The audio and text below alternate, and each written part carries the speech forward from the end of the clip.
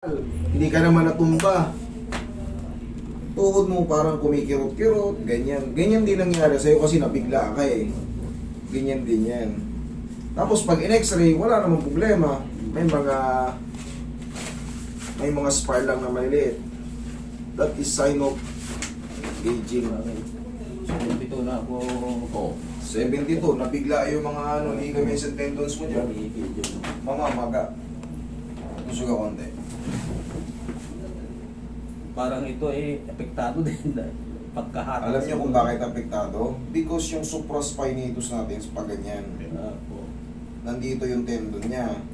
So pag na-stress yung tendon, yung muscle mga ngawit, may stress din sila. Eh dito yan nakakapit. Katagalan, paikot na yan kasi yan. Pag ganyan, pag ganon, paikot yan, yung rotator cuff na yan.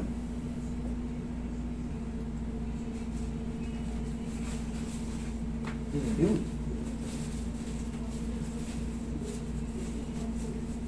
Ay, di ko lang yung hila ko siguro. Ay, lakas oh. Oo nga. Hindi, kasi magkaiba yung sariling hila eh. Kumpara sa may timing at marunong.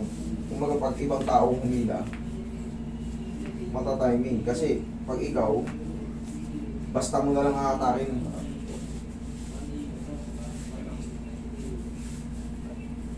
Relax na.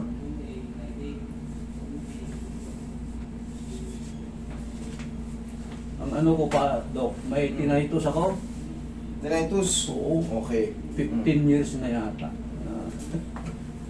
Pero nasanay na rin. Anong nagiging epekto sa'yo ng tinnitus mo? Anong nagiging epekto sa'yo? Ay, nung una, Sumasakit din ba ulo mo? ay Ganyan? hindi po. Walang epekto. Oh, anong Yun lang, nagiging yung epekto? ugong lang niya. Hindi nga sumasakit yung ulo mo, hindi ka nahihilo, na parang nagkakaroon ng Paminsan, vertigo. paminsan po ganun. Ugong-ugong lang. Oo. Ang lakas ng ugong. Tignan natin kung kakayan. Kung na eh. Nasanay na rin ako. Tignan natin, pasisingawin natin.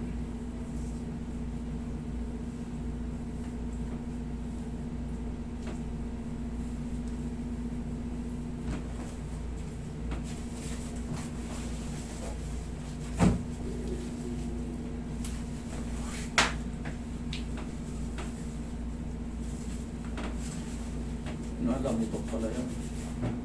Malagutok pala yan, upo, ina-adjust din yung tenga.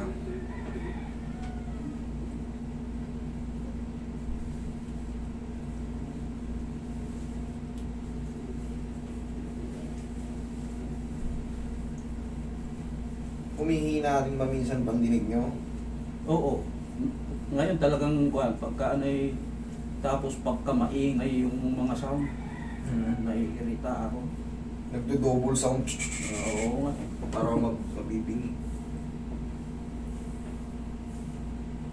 Relax lang.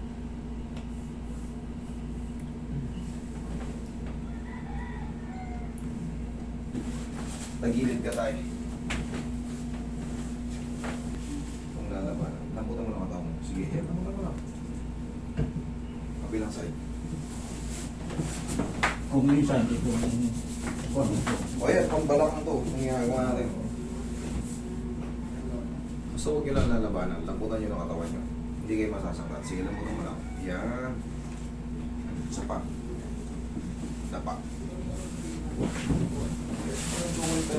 anak ko, pinahanap ko ito. Salamat po.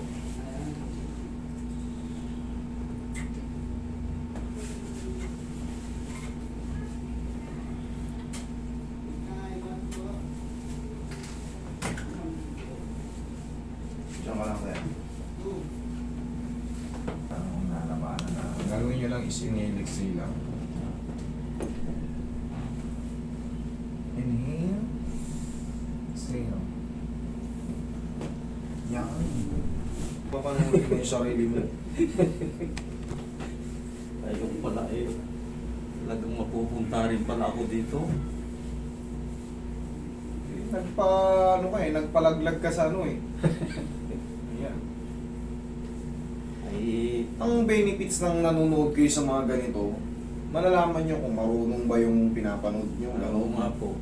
mas magiging komportable kayo kaysa yung out of the blue, sugod kayo sa ano, tapos hindi nyo kilala yung pinuntahan nyo, hindi nyo alam yung ano.